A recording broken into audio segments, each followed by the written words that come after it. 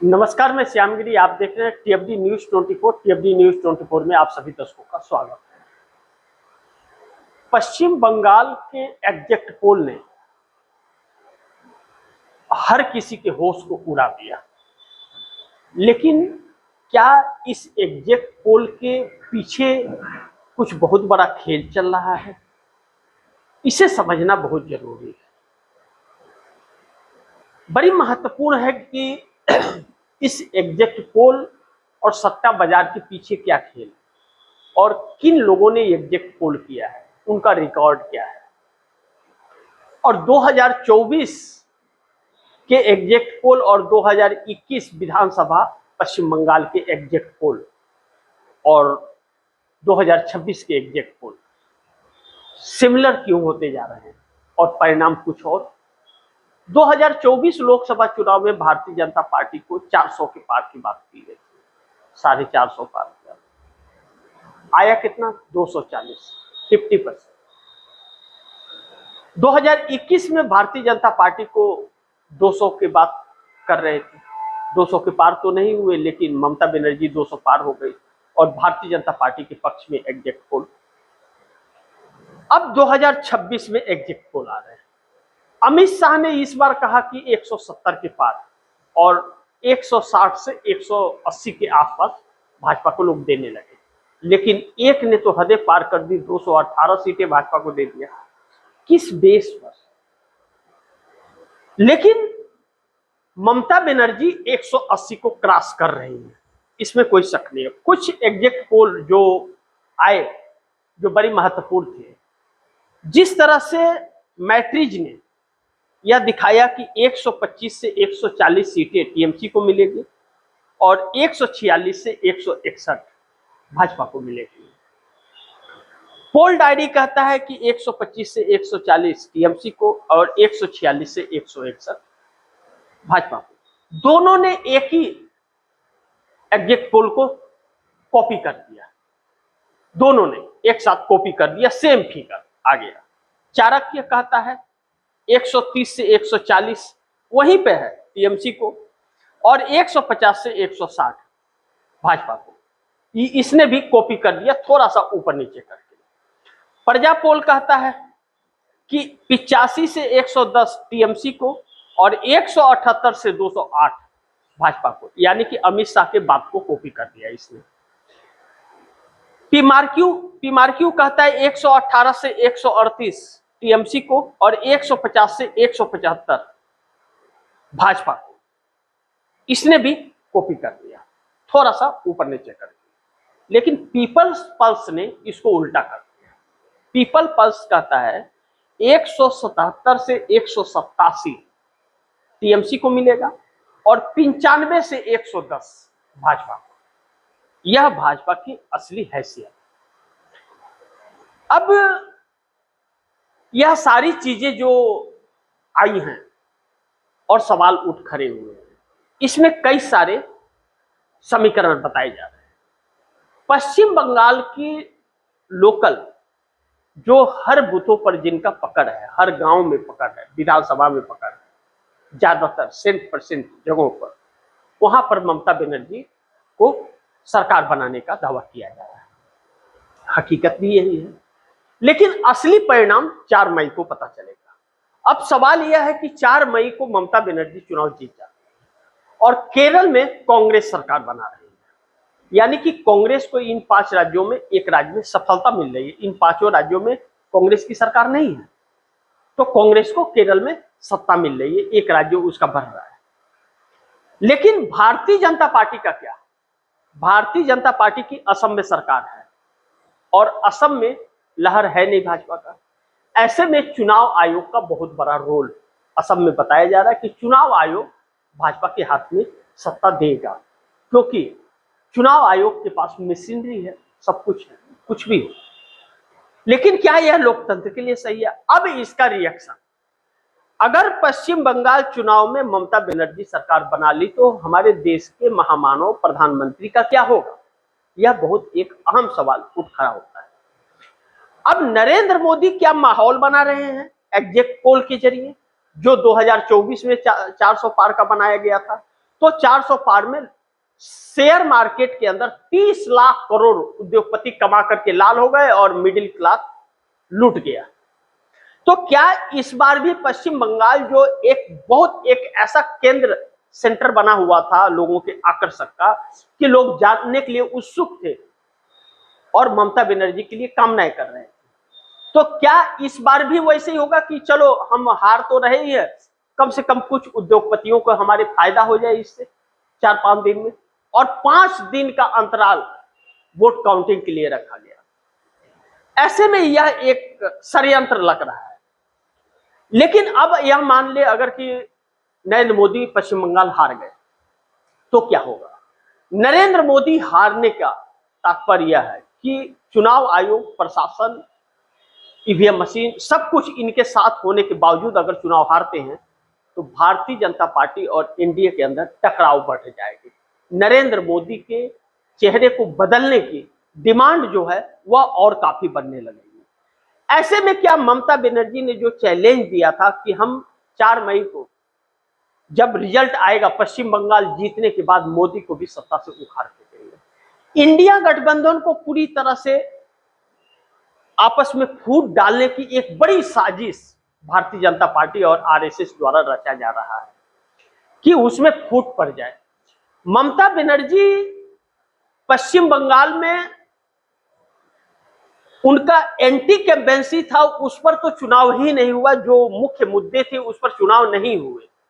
चुनाव आकर के एसआईआर पर वोट जो कटे लोगों के नाम उस पर टिक गया। एंटी कैंपेन्सी पर होता और रोजगार न दे पाने पर होता अगर तो ममता बनर्जी चुनाव हार जाती, लेकिन भाजपा भी चुनाव जीत नहीं पाती। भंग असेंबली आने की वो थे, संभावनाएं थी पश्चिम बंगाल के अंदर, लेकिन इसे एसआईआर पर यह चुनाव पूरा चला गया, जनता बनाम चुनाव आयोग हो गया, तो वहां पर ममता बनर्जी मजबूत है, ममता बनर्जी की सत्ता आ रही है। और नहीं रोजगार दिया ममता बनर्जी ने, नहीं दे पाई, यह एक बहुत बड़ा सवाल है, लेकिन ममता बनर्जी की योजनाएं जो थी वह हर घर पहुंची, इस बात से इनकार नहीं कर सकते। और भारतीय जनता पार्टी बुलडोजर लेके पहुंचेगी अगर चुनाव जीत गई। 4 मई को पता चलेगा क्या होगा। अब महत्वपूर्ण बिंदु पे आते हैं कि नरेंद्र मोदी की क्या कुर्सी सुरक्षित है। ममता बनर्जी हार गई तो भी और ममता बनर्जी चुनाव जीत गई तो भी नरेंद्र मोदी की कुर्सी संकट में है, क्योंकि नरेंद्र मोदी को अपना कुर्सी अब बचा पाना मुश्किल होगा, क्योंकि क्षेत्रीय दलों को या तो अब समझ आ गया कि मोदी और शाह सत्ता में जब तक हैं तब तक चुनाव जीता नहीं जा सकता, क्योंकि चुनाव आयोग और प्रशासन इनके साथ है। जिस तरह पश्चिम बंगाल के अंदर 2 से 3 लाख पैरामिलिट्री फोर्स उतारे गए, जिस तरह से धांधलेबाजी की खबरें आई, ईवीएम की खबरें आई, अलग अलग तरह की मारपीट, हिंसा, झड़प की खबरें आई और भारतीय जनता पार्टी के लोग करते हुए नजर आए, इससे साफ है कि चुनाव को रेगिंग किया गया, रिग कर दिया गया है, यानी कि हाईजैक कर लिया गया है। जहां पर 18 सीटों का वजूद नहीं है 142 सीटों में, वहां पर अगर भाजपा सत्ता में आती है तो फिर यह बहुत दुखद है लोकतंत्र के लिए। अब ऐसे में इंडिया गठबंधन अगर एक नहीं होता है और एक हो करके मोदी को हटाने का प्रयास नहीं करता है तो फिर विपक्ष खत्म हो जाएगा, तो क्षेत्रीय दलों के लिए मुसीबतें आ जाएंगी, क्योंकि ममता बनर्जी इस बार चुनाव जीत गई तो वह सही से रह पाएंगे, उनके लोग टूटेंगे नहीं। 170 आने के बाद में टूटना तय है। भारतीय जनता पार्टी अगर 110 पहुंच जाती है तो तोड़ देगी 6 महीने साल भर में, जो इसके रिकॉर्ड है। तो ममता बनर्जी के लिए घातक रहेगा अगर सरकार बनाती है तो भी, और हार जाती है तो फिर सत्ता गंवा बैठेगी, फिर कभी सत्ता आना मुश्किल हो जाएगा। ऐसे में नरेंद्र मोदी को हटाना पहले जरूरी है, अमित शाह को हटाना जरूरी है, इसके लिए सरकार बदलना पड़ेगा।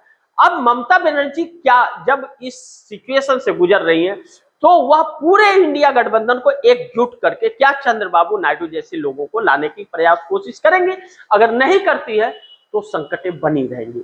आगे जिस तरह से अखिलेश यादव का अब 2027 में 5 से 6 राज्यों का चुनाव होना है, 7 राज्य हैं, गुजरात और इसका भी होने वाला है, कर्नाटक और हिमाचल, इन सभी का भी होगा।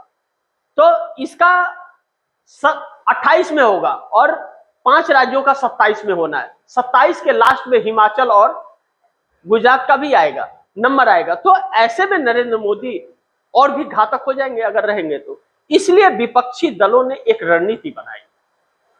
कांग्रेस, राहुल गांधी ने यह कहा, पवन खेड़ा ने प्रेस कॉन्फ्रेंस किया था और उन्होंने कहा था कि कांग्रेस के पास 100 सीटें हैं लोकसभा की, जो भी 172 का आंकड़ा पूरा करके लाता है, हमारे 100 सांसद, 99 से 100 सांसद जो हैं, हम समर्थन देने को तैयार हैं, सरकार बनाए, जिसे भी प्रधानमंत्री बनना है बन जाए।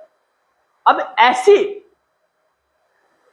इतने बड़े ऑफर पर अगर ममता या अखिलेश या शरद पवार, उद्धव ठाकरे अगर नहीं एक होंगे तो फिर चांस नहीं मिलेगा, फिर इन क्षेत्रीय दलों का अंत निश्चित है। ऐसे में नरेंद्र मोदी ने जो बिसात बिछाई है, चुनाव आयोग, ऐसे चुनाव आयोग को स्थापित करके रखना यह लोकतंत्र के लिए संकट होगा। और न्यायपालिका से कैसे उम्मीद करे कि वह स्वतः संज्ञान लेगा? सब आंखों से देख रहा है धांधलेबाजियां, हर चीज, लेकिन स्वतः संज्ञान नहीं लेता, यानी कि सह सरकार को है। ऐसे में एक बड़ी चुनौती है कि जिस देश में रोजगार, शिक्षा, स्वास्थ्य की बात होनी चाहिए, सुरक्षा की बात होनी चाहिए, वहां सिर्फ चुनाव की बात हो रही है। अब सिर्फ चुनाव ही इस देश का एक मुख्य मुद्दा रह गया है कि सत्ता कैसे आ जाती है हाथ में, और जनता भी इसी में इंटरेस्ट देने लगी है।